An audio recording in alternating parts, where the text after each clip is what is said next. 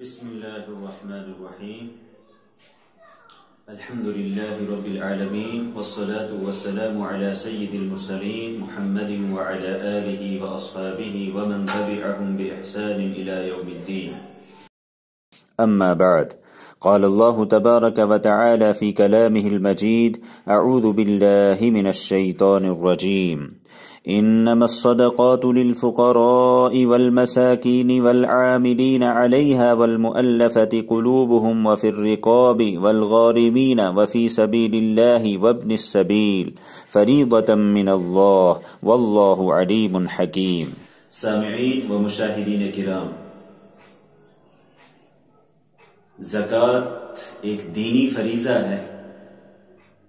یہ زکوٰۃ اغنیا سے وصول کی جائے گی، مالداروں سے وصول کی جائے گی، صاحب نصاب لوگوں سے وصول کی جائے گی اور فقراء کو دی جائے گی، مستحقین کو دی جائے گی۔ مستحقین کون لوگ ہیں؟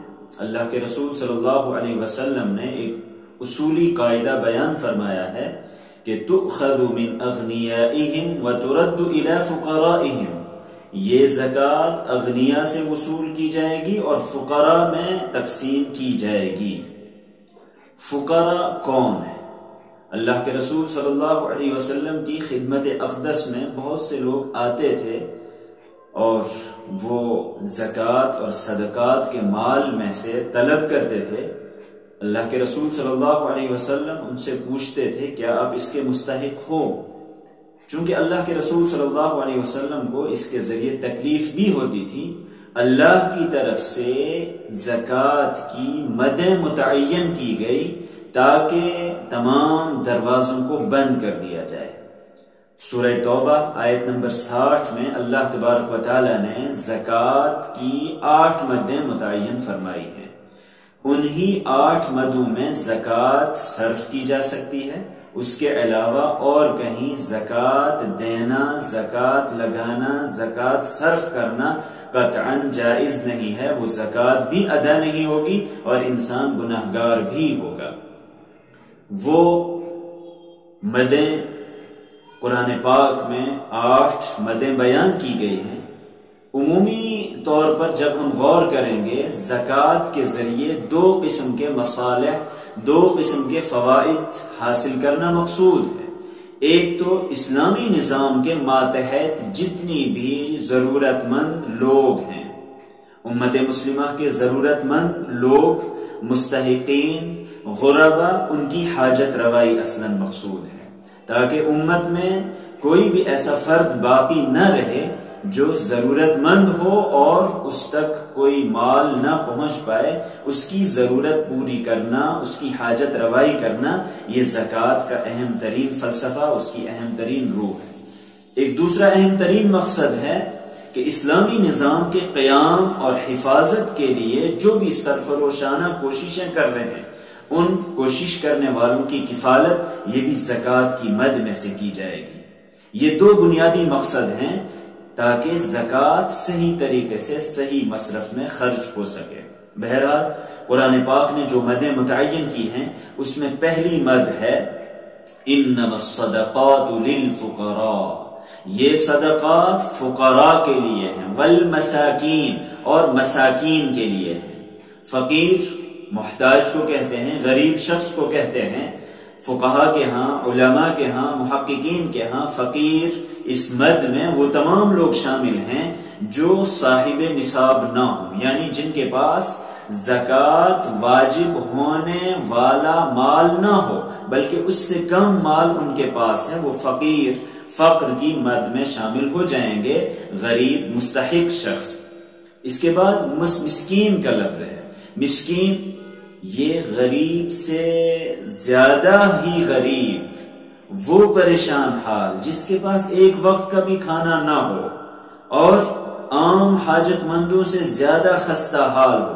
اور اللہ کے رسول صلی اللہ علیہ وسلم نے حدیث میں اس کی تشریح بیان فرمائی ہے کہ المسکین الذی لا یجد غنی یغنی، مسکین وہ ہے جس کے پاس کوئی ایسا سرمایہ نہ ہو، کوئی ایسا وسیلہ نہ ہو جو اس کو دوسروں سے بے نیاز کر سکے.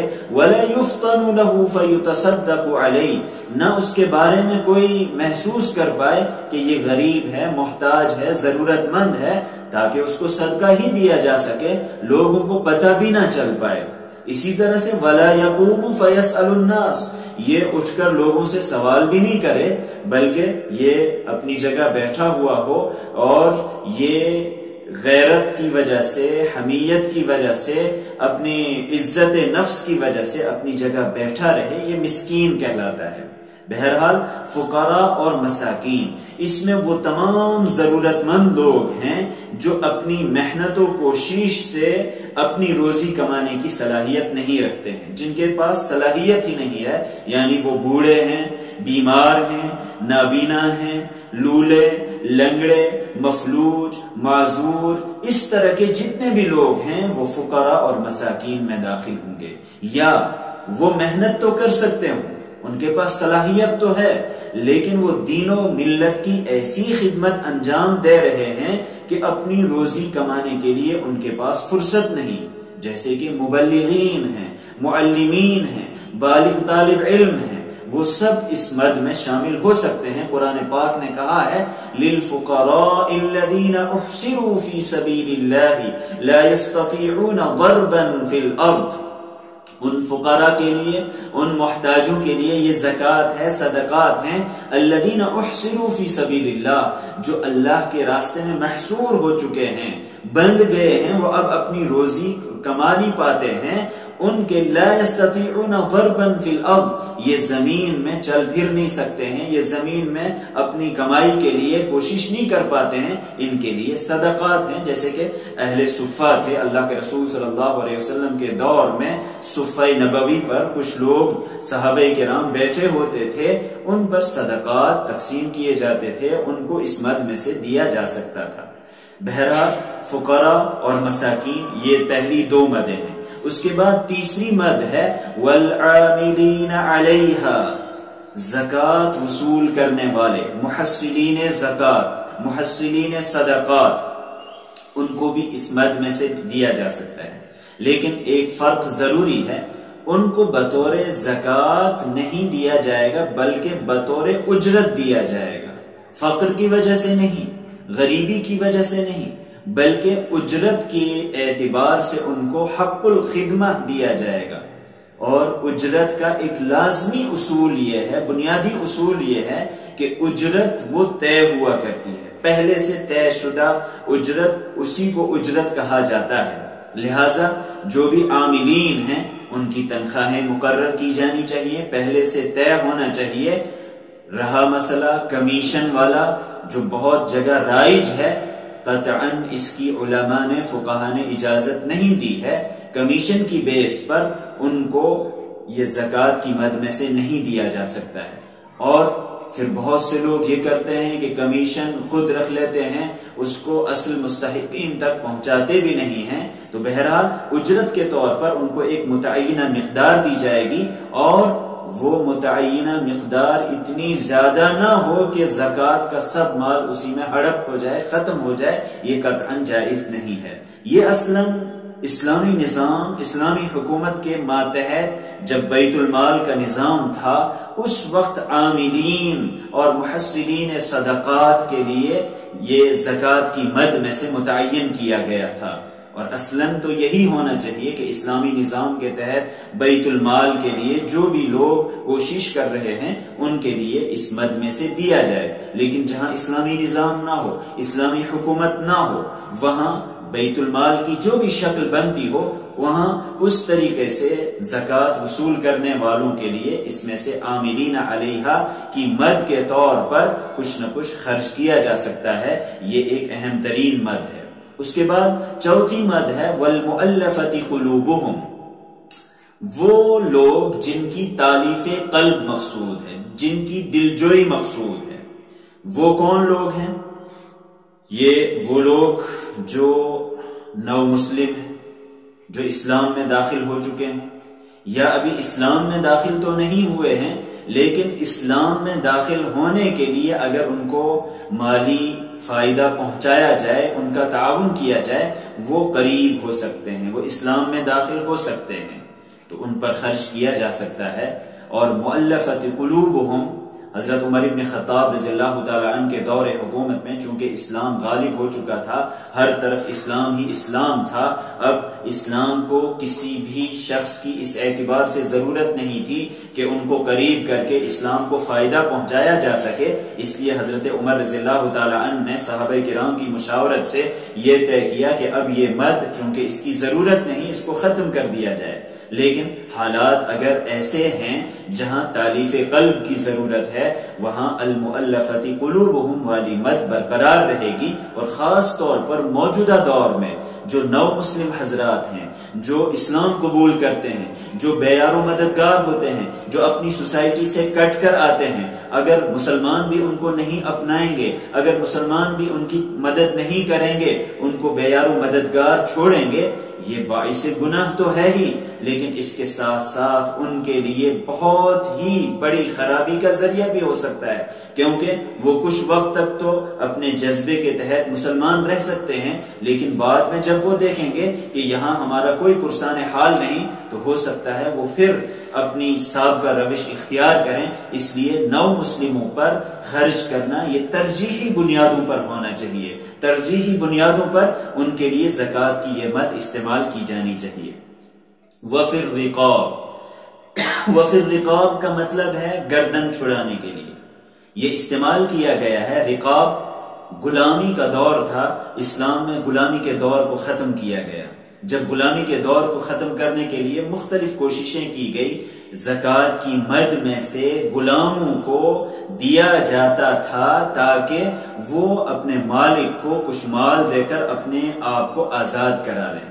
اگر غلام اس طریقے سے ہوں کہ ان کو مال کی ضرورت ہو یا ان کو خرید کر آزاد کرنا مقصود ہے، تو بالکل زکوٰۃ کی مد میں سے ان کو دیا جا سکتا ہے۔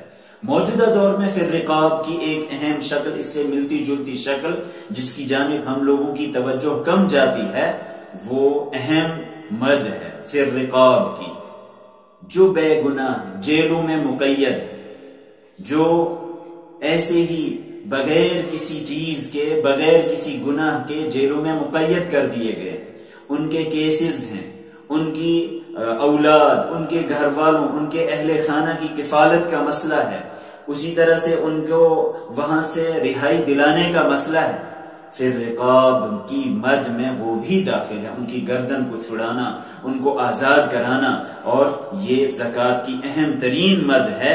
جیل میں جو بے گناہ قیدی ہیں ان پر یہ خرچ کیا جا سکتا ہے۔ ہاں، وہ جو سنگین جرائم پیشہ لوگ ہیں ان کو زکوٰۃ کی مد میں سے نہیں دیا جا سکتا ہے۔ جو جرائم کا ارتکاب کرتے ہوں ان کے لیے تو سزا ہے، ان کو سزاً جیلوں میں رکھنا چاہیے تاکہ وہ عبرت حاصل کر سکیں اور وہ توبہ کر سکیں۔ بہرحال پھر رقاب کی مد یہ آج بھی موجود ہے اور اس میں خرچ کیا جانا چاہیے۔ اس کے بعد ہے والغارمین، جو قرض دار لوگ ہیں۔ قرض دار لوگ اگر ان کا اتنا مال ہے کہ اگر مال خرچ کر کے قرضے میں دے کر وہ بالکل مالک نصاب نہ رہیں، فقیر ہو جائیں، غریب ہو جائیں، ایسے لوگوں کے متعلق مسئلہ یہ ہے کہ ان کا اتنا مال جو ضرورت سے زائد ہے وہ تو بیچ دیا جائے یا قرضہ اس کے ذریعے ادا کر دیا جائے، اس کے بعد جو باقی بچے گا اگر قرض دار ان کا قرض معاف نہیں کرتا ہے تو اس صورت میں زکوٰۃ کی مد میں سے ان کو دیا جا سکتا ہے اور ان کا قرضہ چکایا جا سکتا ہے۔ اسی طرح سے جو کسی بھی طریقے سے قرضے میں پھنس گئے ہوں، اب ان کا قرضہ زکوٰۃ کی مد میں سے ادا کیا جا سکتا ہے۔ ہاں، اگر کوئی قرض لیتا ہے، اس کے ذریعے اس کا مقصد صرف عیاشی کرنا ہے اور صرف بیجا ضرورت پوری کرنا ہے، تو اس صورت میں اس کو اس زکوٰۃ کی مد میں سے نہیں دیا جا سکتا ہے۔ جو گناہ کے کام کر رہے ہیں، مثلا لون لیتے ہیں، سودی کاروبار کرتے ہیں، اس طریقے سے وہ قرض لیتے ہیں، ایسے لوگوں کو زکوٰۃ کی مد میں سے نہیں دیا جا سکتا ہے۔ بہرحال شریعت نے قرض دار کے قرضے کی ادائیگی کے لیے بھی زکوٰۃ کی مد متعین کی گئی ہے۔ اس کے بعد ایک اہم مد ہے 7ویں مد فی سبیل اللہ، اللہ کے راستے میں۔ اللہ کے راستے میں یہ عمومی لفظ ہے، دین کی سربلندی کے لیے، دین کو قائم کرنے کے لیے، اس کو نافذ کرنے کے لیے جو بھی کوشش کر رہے ہیں، جو اپنی جان کی بازی لگا رہے ہیں۔ اصلاً فقہا کے ہاں، علماء کے ہاں فی سبیل اللہ میں وہی لوگ داخل ہیں جو دین کی سربلندی کے لیے اپنی جان کی بازی لگا رہے ہیں، وہ زکوٰۃ کے سب سے زیادہ مستحق ہیں۔ زکوٰۃ کی مد میں سے انہی پر خرچ کیا جانا چاہیے، لیکن اس کے ساتھ ساتھ دین کی سربلندی کے جتنے بھی کام ہیں وہ بھی زکوٰۃ کی مد میں سے ادا کیے جا سکتے ہیں۔ ان کے لیے زکوٰۃ کا مصرف یہ اہم ترین مصرف ہے۔ لیکن اس سلسلے میں ایک اہم بات ہمیں یاد رکھنی ہے کہ اگر ایسی شکل بنتی ہو جس کے ذریعے ہم کسی کو مالک بھی بنا دیں، وہ زیادہ بہتر ہے، تاکہ ملکیت کا حق بھی ادا ہو جائے، کسی کو تملیک بھی ہو جائے، کسی کو مالک بھی بنا دیا جائے، اور فی سبیل اللہ کی مد بھی اس میں شامل ہو جائے۔ اس کے بعد آخری مد ہے ابن السبیل۔ ابن السبیل کا مطلب ہے مسافر، جو درماندہ مسافر ہے۔ مسافر اگرچہ گھر پر مالدار ہو، لیکن اگر وہ حالت سفر میں اس پوزیشن میں پہنچ گیا کہ اب وہ مستحق زکوٰۃ ہو گیا ہے، غریب ہو گیا ہے، گھر تک پہنچنے کا اس کے پاس کوئی وسیلہ اور ذریعہ نہیں ہے، تو اس کو اتنا مال دیا جا سکتا ہے کہ وہ گھر تک پہنچ سکے۔ مسافر کی خدمت کرنا، مسافر کا خیال کرنا شریعت کی یہ اہم ترین مد ہے۔ بہرحال یہ 8 مدیں ہیں جن پر زکوٰۃ خرچ کی جا سکتی ہے۔ ان کے علاوہ اور کہیں زکوٰۃ ادا کرنا جائز نہیں، درست نہیں۔ صرف یہی مدیں قرآن پاک نے متعین کی ہیں، اور انما کے ذریعے حصر اور محدود کر دیا ہے۔ انما الصدقات، صدقات، زکوٰۃ تو بس انہی لوگوں کے لیے ہیں۔ اس لیے بیجا صرف کرنا اور غیر ضروری کاموں میں صرف کرنا، ان مدوں کے علاوہ اور کہیں صرف کرنا یہ قطعاً جائز نہیں ہے۔ اب کون سے لوگ ہیں جن کے لیے زکوٰۃ لینا جائز نہیں ہے؟ سرسری طور پر اس کا جائزہ لیتے ہیں۔ ایک وہ شخص جو صاحب نصاب ہے، جس کے پاس اتنا مال ہے کہ وہ خود زکوٰۃ دینے والا ہے، تو ایسے شخص کے لیے زکوٰۃ لینا قطعاً جائز نہیں، حرام ہے۔ دوسرے نمبر پر نبی صلی اللہ علیہ وسلم کا خاندان، سید یا بنو ہاشم، ان کے موالی، ان کے لیے بھی زکوٰۃ کا مال لینا جائز نہیں ہے۔ حضور صلی اللہ علیہ وسلم نے اس کو ممنوع قرار دیا ہے۔ تیسرے نمبر پر اصول اور فروع۔ اصول اور فروع کا مطلب ہے اصول جو جہاں سے نسل چل رہی ہے انسان کی، باپ، دادا، پردادا، نانا، نانی، اسی طریقے سے اصول میں جو بھی لوگ آتے ہیں اوپر تک، جہاں تک بھی آپ چلے جائیں گے آپ ان کو زکوٰۃ نہیں دے سکتے ہیں۔ فروع کو بھی زکوٰۃ نہیں دے سکتے ہیں۔ فروع کا مطلب ہے آپ کی اولاد، آپ کی نسل، بیٹا، بیٹی، پوتا، پوتی، اسی طریقے سے آگے یہ سلسلہ جہاں تک جائے گا ان کو بھی آپ زکوٰۃ نہیں دے سکتے ہیں۔ بیوی شوہر کو نہیں دے سکتی ہے، شوہر بیوی کو نہیں دے سکتا ہے، یہ بھی ایک دوسرے کو نہیں دے سکتے۔ ہاں کچھ لوگ یہ کہتے ہیں کہ بیوی شوہر کو دے سکتی ہے، کچھ لوگوں کے ہاں اس کی گنجائش ہے، لیکن شوہر بیوی کو نہیں دے سکتا ہے، کیونکہ وہ شوہر بذات خود اس کا کفیل ہے، اس کا ذمہ دار ہے، وہ اس پر خرچ کرے گا۔ ضروری کیا ہے کہ زکوٰۃ کی مد ہی میں سے وہ اس پر خرچ کرے۔ اس کے بعد کافر، غیر مسلم، اس پر بھی زکوٰۃ کی مد میں سے خرچ نہیں کیا جا سکتا۔ ہاں اس سے وہ مستثنا ہے جس کی تالیف قلب مقصود ہے، جس کو قریب کرنا مقصود ہے، اس پر خرچ کیا جا سکتا ہے۔ عام غیر مسلموں پر زکوٰۃ کی مد میں سے خرچ نہیں کیا جا سکتا ہے، چاہے وہ کتنے ہی غریب ہوں، ان کی دوسری مدوں سے امداد کی جا سکتی ہے۔ اسی طرح سے اگر کوئی مالدار شخص ہے، اس کی نابالغ اولاد ہے، نابالغ اولاد، اس پر بھی زکوٰۃ کی مد میں سے خرچ نہیں کیا جا سکتا ہے، کیونکہ مالدار شخص ہے تو وہ خود اپنی نابالغ اولاد کی کفالت کرے گا۔ ہاں اگر بالغ اولاد ہے، وہ اس سے الگ ہیں، تو اس صورت میں ان پر خرچ کیا جا سکتا ہے۔ اسی طرح سے مسجد اور اس سے متعلق جتنی بھی چیزیں ہیں ان پر بھی زکوٰۃ کی مد میں سے خرچ نہیں کیا جا سکتا ہے۔ مسجد کے لیے الگ سے اعانت کا طریقہ اختیار کیا جائے، زکوٰۃ کی مد سے مسجد میں خرچ نہیں کیا جا سکتا ہے۔ بہرحال یہ زکوٰۃ کے مختصر مصارف تھے جو اللہ تبارک و تعالیٰ نے متعین کیے ہیں، انہی مصارف میں خرچ کیا جانا چاہیے، اور زکوٰۃ کا اصلا نظام وہ بیت المال کے تحت ہونا چاہیے، تاکہ عمومی طور پر، اجتماعی طور پر زکوٰۃ کا ایک نظام قائم کیا جا سکے، اور امت مسلمہ میں کوئی بھی غریب باقی نہ رہے، بلکہ سب کے سب مال میں مشترک رہیں، اور اغنیاء غریبوں تک مال پہنچائیں، اور وہ بھی اپنا سٹیٹس، اپنا معیار زندگی بلند کر سکیں۔ اللہ تبارک و تعالی ہمیں شریعت کے مقاصد اور اس کی روح سمجھنے کی توفیق عطا فرمائے۔ وآخر دعوانا ان الحمد للہ رب العالمین۔